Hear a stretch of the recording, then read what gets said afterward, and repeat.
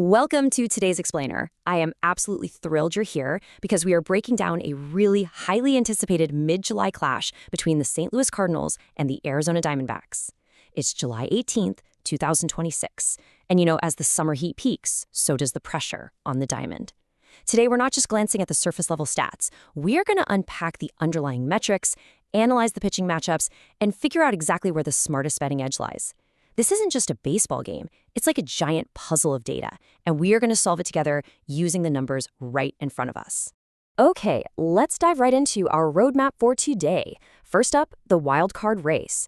Second, a deadlocked season series. Third, the pitching matchup. Fourth, power at the plate. And we'll wrap it up with the betting prediction. All right, starting things off with Section 1, the wild card race. A crowded National League picture. To truly understand the stakes of today's game, we really have to look at the macro-level picture. Because this race for the postseason, it is incredibly congested right now. The Phillies are sitting comfortably at the top, but right below them, it's a logjam.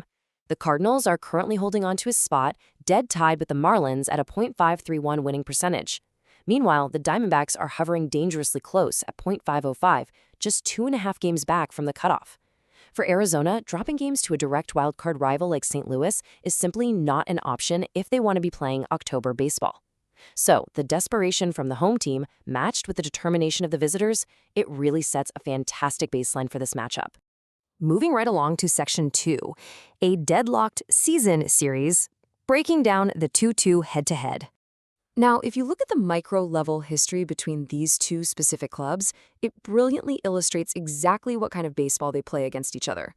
Out of 4 games so far in 2026, they are split right down the middle, 2 games apiece. And look at these razor-thin margins, a 3-2 game, a 4-3 game, and, most recently, a 5-4 game. Honestly, outside of one outlier back on June 24th, these games are absolute grinders. They are fighting tooth and nail for every single at-bat and forcing some highly stressful late-inning decisions. In fact, last night's series opener perfectly encapsulated this entire dynamic. The Cardinals managed to squeak out a 5-4 victory, but man, it was not easy. It required a gritty 9th-inning sacrifice fly to finally put them over the top. So what does this tell us? Well, a couple of things. First, neither team is easily putting the other away. And second, bullpen fatigue and late-game execution are going to be absolutely critical today. It perfectly sets the stage for the starting pitchers to take control. Which brings us to Section 3, the pitching matchup. Dustin May versus Brandon Pfaadt. This is the central duel, right here. This will absolutely dictate the pace and the scoring of the game. Now, on the surface, if you just glance at their ERAs, they look like near replicas. May sits at a 4.55, while Pfaadt is just slightly higher at a 4.70. You might look at that and think, okay, 2 league average mid-rotation starters.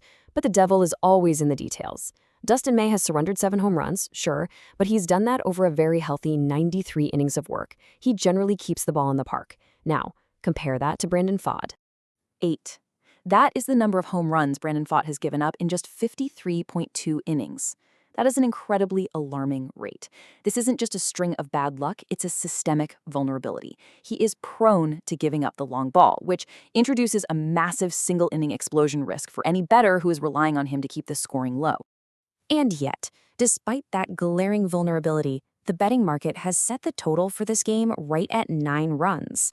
There is a fascinating tension here between Pfaadt's propensity to give up home runs and this incredibly tight, disciplined market projection. A total of 9 essentially means the odds makers are expecting a 5-4 type of game all over again. Let's look a little deeper into how these pitchers actually attack hitters to see if that number holds up. Now, what's really interesting here is the stark contrast in their pitching arsenals. Dustin May brings serious heat.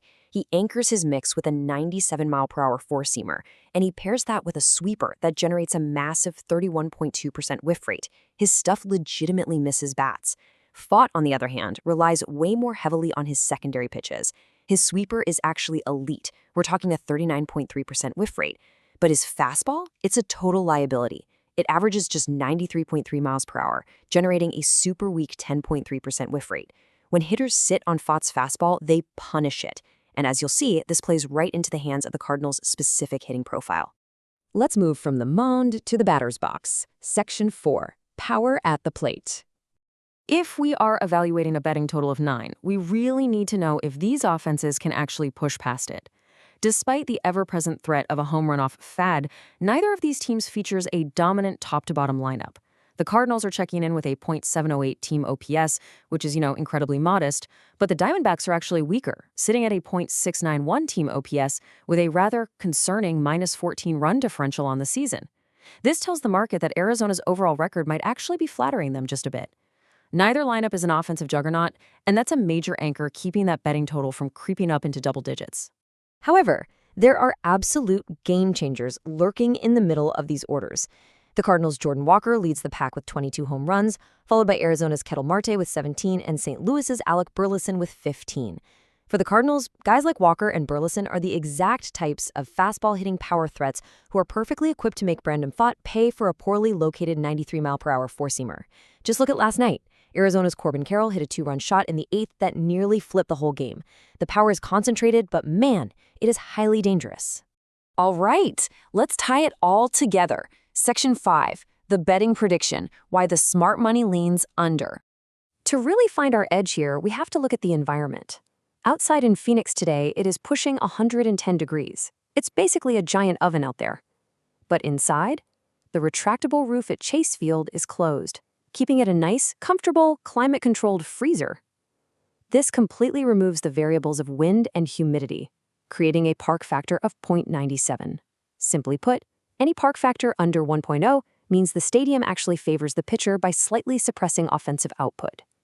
You are not going to see any cheap wind-aided homers today. If a ball leaves the yard, it has to be absolutely crushed. That structural reality heavily favors a lower-scoring game. So the crucial point is this. When we stack all the evidence, a very disciplined picture emerges. The total sits at 9, but the juice, or the price you have to pay, is heavier on the under at -115 compared to just -105 for the over. The odds makers are essentially financially steering people, subtly telling you where the sharp money is already flowing. We've got two roughly average offenses, a really solid pitcher in Dustin May who historically limits long balls, and a controlled dome environment.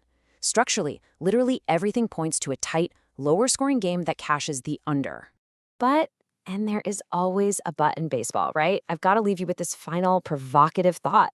Will Brandon Pfaadt's documented vulnerability to the home run blow up this entire data-backed prediction? We know the structural case for the under is incredibly strong, but a single swing of the bat from a powerhouse like Jordan Walker could shatter it in an instant, leaving you sweating out that ninth-inning bet. That's the beauty and honestly the terror of sports betting. The data gives us the edge, but the players actually have to play the game. Keep your eyes peeled on those middle innings because that is where this game and this bet will be won or lost.